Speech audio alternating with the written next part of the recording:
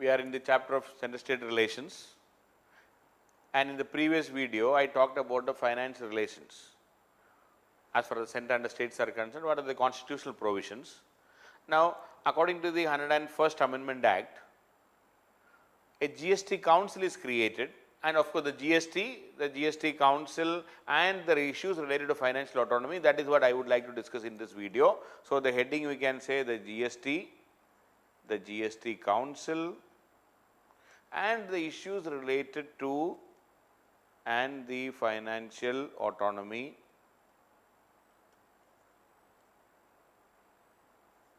of the states. This is what I am trying to discuss in this particular video, because that is a new addition. 101st Amendment Act created this GST council. So, as I already mentioned in the previous video, Article 279A and through the 101st Amendment Act, 279A and the 101st Amendment Act, it has provided for both the center, it has provided for the creation of the GST council, and this GST council will be headed by, it will be chaired by the Union Finance Minister, the chairperson. The GST council is headed by the Union Finance Minister and the Union Minister of State in charge of revenue.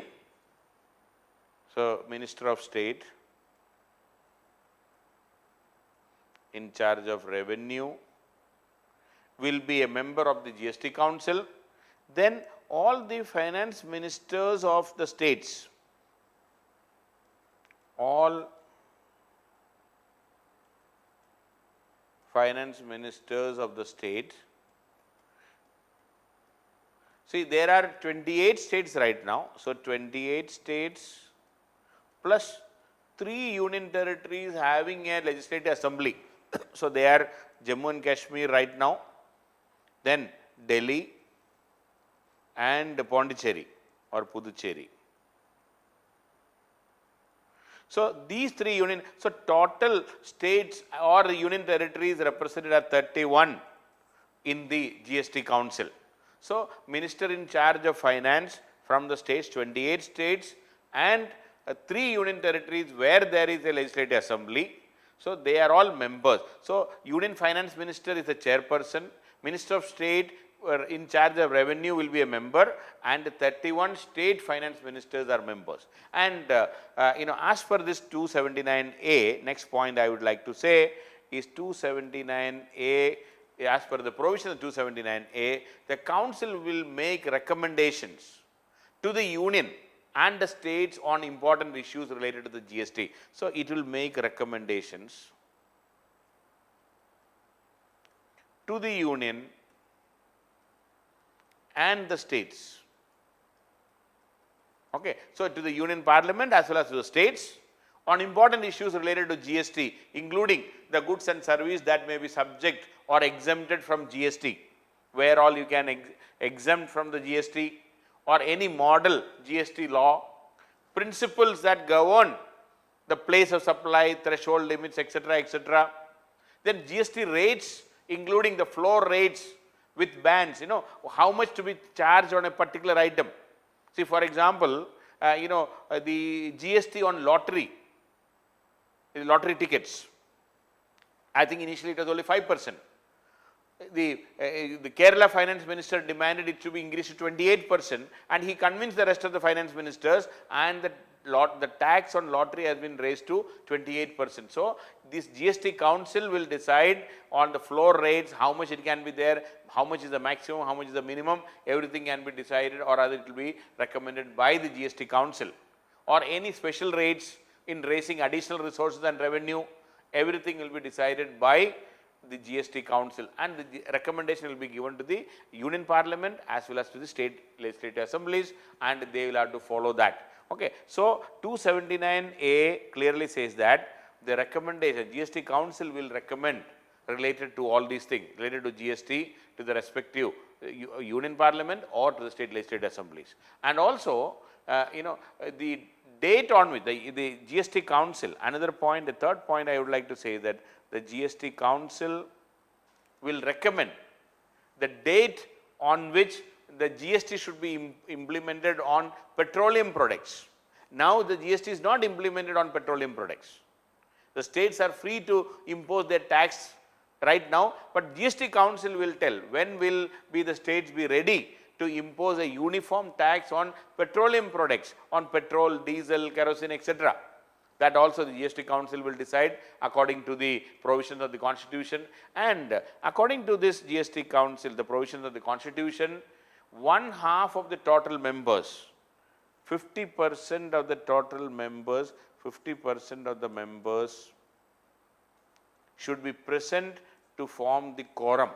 Members of the Goods and Service Council should constitute the quorum. The quorum for meetings. At least 50% of the members. We have 31 state finance ministers and 2 members from the center, that is the Union Finance Minister and the Minister of State for Revenue. So 31 plus 2, 33. So 50% of the members should be present, then only there will be quorum. And another very important point is any decision, every decision of the Goods and Service Tax Council, GST Council should be taken at a meeting by a majority of not less than 3/4 of the weighted votes. Any decision should be taken by a majority of not less than, that's very important, not less than 3/4 of the weighted votes. 3/4 of the weighted votes. Not less than 3/4 of the weighted votes of the members present and voting in accordance with the principle. And now weighted vote, that means not everybody has the same value for the vote. That is why the weighted vote we are talking. So the total weighted vote should be more than 75%, 3/4. See, 50% should form the quorum, and then 3/4, and more than 75% of the weighted vote should be there, then only a decision will be taken. And as far as the weighted vote is concerned, the value of union, that means the Union Finance Minister has voting rights, and the value of the union is 33%. 1/3, the vote of the central government shall have a weightage of 1/3, 33 and 1/3. The value of the central government, the weighted value is 1/3 of the total votes cast, and each state has 1 vote, and the total value of all the states put together, total value of all the votes all the state votes is equal to 2/3. That means 66.66 or 0.67, 66 and 2/3. So the total value of all the states put together, 66 and 2/3. The total value of the union, 33 and 1/3, 1/3, and 2/3 is with the states. But each state has 1 vote. That means if 31 votes, 31 states put together, it becomes 66 and 2/3. And 1 central government vote means it is 33 and 1/3. So that is the condition. And and there also this GST Council, in that provision, they also mentioned about there shall be a goods and service, this Goods and Service Tax Council should establish a mechanism to adjudicate any dispute. If there is a dispute between the center and the states, if there is a dispute between the center and the states, the GST Council should have an adjudicating mechanism. Adjudicating mechanism in case of a dispute between the center and the states. So that is also given in the constitutional, in the 279A itself. The Goods and Service Tax Council can establish a mechanism for adjudicating the dispute. GST Council itself can make an adjudicating mechanism if there is a dispute between the center and the states or between two states regarding the implementation of the GST. So, that is what is mentioned in the article 279A. So, the chairperson of the GST council is the union finance minister and the center has 1/3 votes. Now, coming to an analysis of this GST council.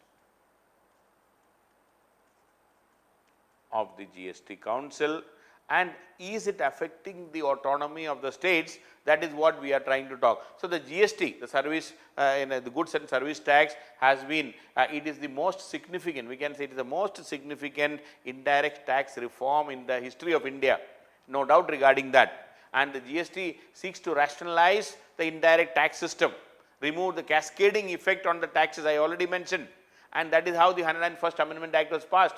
As per the newly insert 246A, I already mentioned this, as per the 246A, both parliament and state legislatures have the concurrent power to levy GST. Both parliament and the state legislators have the concurrent power to levy GST. And this is a significant departure from the earlier tax regime. Before GST, the union list items can be taxed by the union. The state list items can be levied, the taxed by the state. So, there was clear separation. Here that separation has gone, the taxation has come to as a concurrent thing. So, where the taxing power of the union and the states were segregated by list 1 and list 2, the union list and the state list in the 7th schedule, and no tax could be levied concurrently by the union or the states previously, but with 246A, a concurrent power for both the union as well as states to impose GST. And this GST model, as I was mentioning earlier, so there is a central GST. So, central GST that is to be levied by the central government, there is a state GST which is to be levied by the state government, and if there is an interstate trade, there is an IGST, integrated goods and service tax. So, there is CGST, there is SGST, that is state GST, and an integrated GST which is to be imposed under article 269A of the constitution, whereby there can be an IGST, integrated GST, we have seen that. So, and ultimately the GST is a single tax, replaces a plethora of taxes in India. It will simplify, that is the idea, and it will rationalize and it will reduce the tax, no cascading effect, that is what we said. So, this change in the constitutional framework and the working of the GST council, but has significant implications on the financial autonomy of the state governments. So, these changes, please remember, these changes have a significant implications for the financial autonomy of the state government. See, it may be good, I am not denying it, but when it comes to the federal structure, it has definitely affected the financial autonomy of the states. The states have lost their autonomy when it comes to the finance. In the overall good of the country, the states have sacrificed their autonomous powers. Their freedom to tax has gone down, no doubt regarding this. So, as I mentioned, the idea of GST is very good. We want to avoid tax evasion, we want to reduce the tax, and we want to increase the tax collection. But in the process, the states lose their autonomy. So, that is a fact. That is what we are talking. And please remember, it is also decided that there shall be a compensation by the center for all the revenue losses that occur during the first 5 years of the implementation of the GST. In fact, the center agreed that for the next, see, it is implemented from 1st July 2017. So, till 2022, any loss incurred by the state because of their switching over into the new model, the central government has agreed that they will compensate the states if there is a loss, and that too, and based on whatever their total tax collection, whatever total revenue of 2016 level, every year the center agreed to have an addition of 14%. That means, if a particular state was earning 100 rupees in 2016, The center says in 2017 we will consider that you would have got 114 and again 14% of 114 next year. The center says, the center said that we will calculate what is the revenue loss based on an addition of 14% each every year for the next 5 years. That is a big ask. Now the center is suffering because of that. We will come to that separately. So, and the decisions of the council are made collectively. Now the problem is, so even the center talked about if there is a loss we will compensate. The problem is the decisions are taken collectively. Decisions are taken collectively.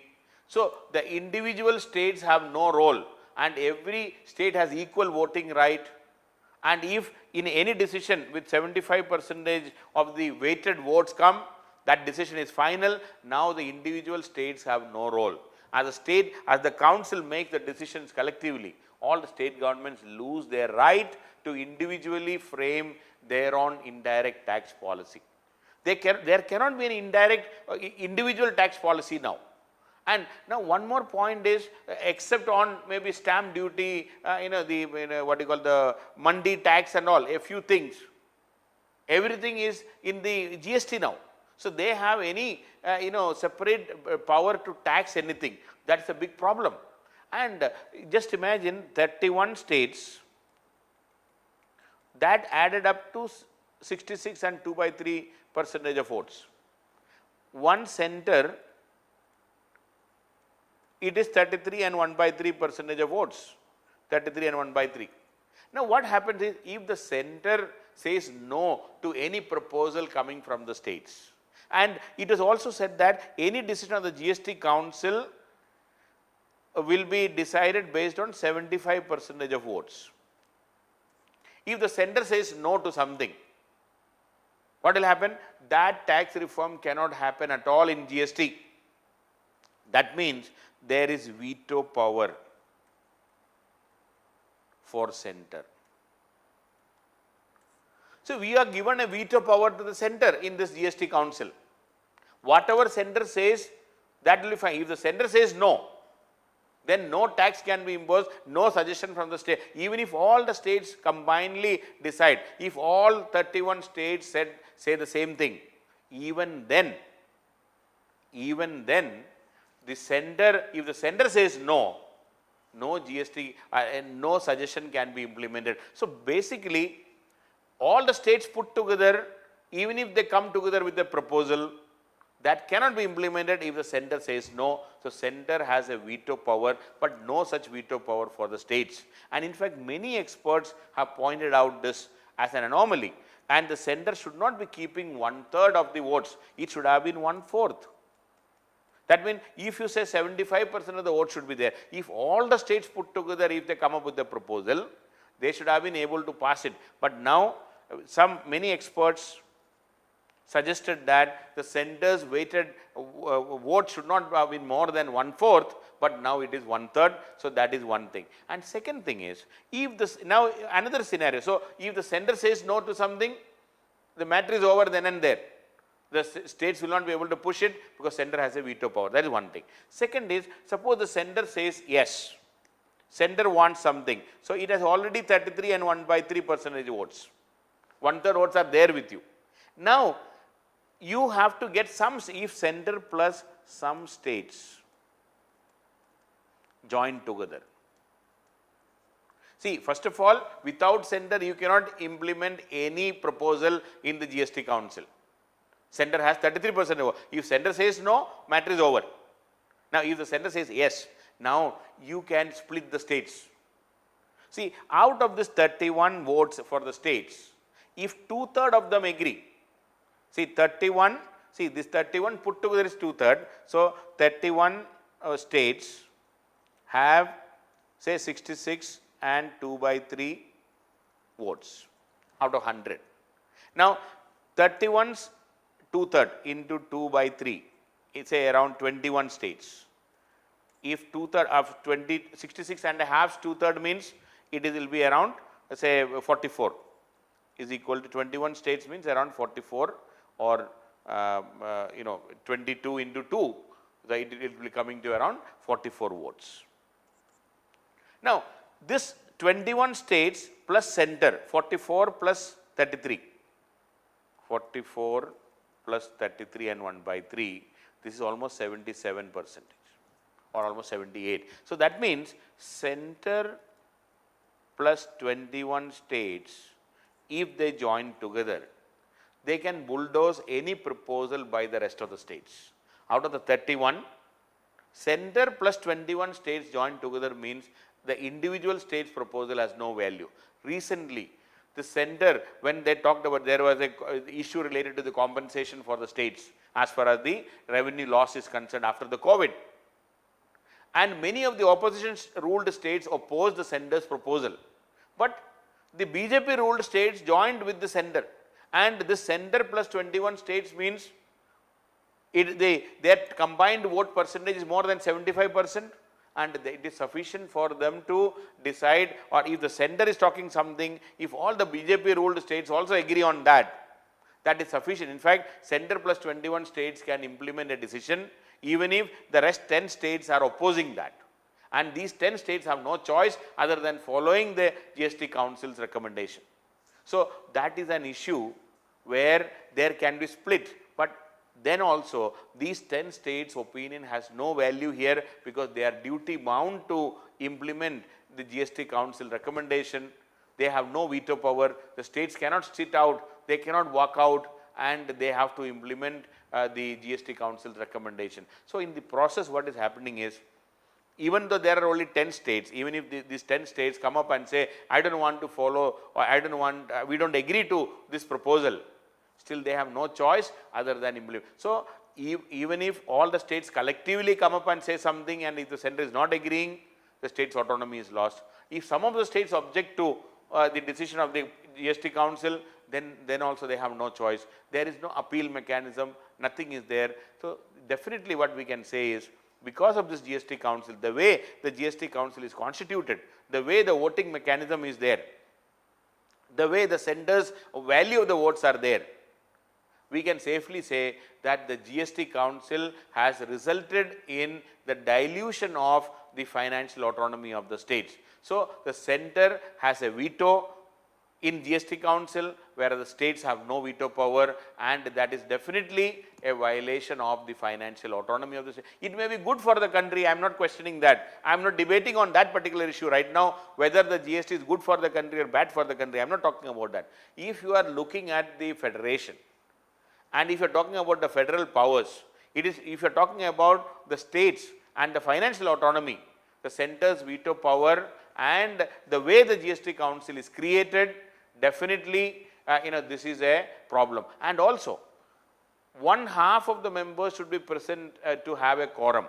The only way, if the center wants to implement something and if all the states are opposing, the only way they can break it is if half of the states did not participate in the meeting, if they don't come for the meeting, that can be a mechanism whereby the states can block a center's proposal. Otherwise, normally it may not be that easy, because the center will be able to, center has all the finance with them.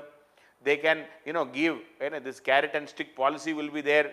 They will show carrot to some of the states, and the states may come and agree. So, definitely what we can say, what we can conclude from all this discussion is, the states have lost their financial autonomy, and the center has veto power in the GST Council.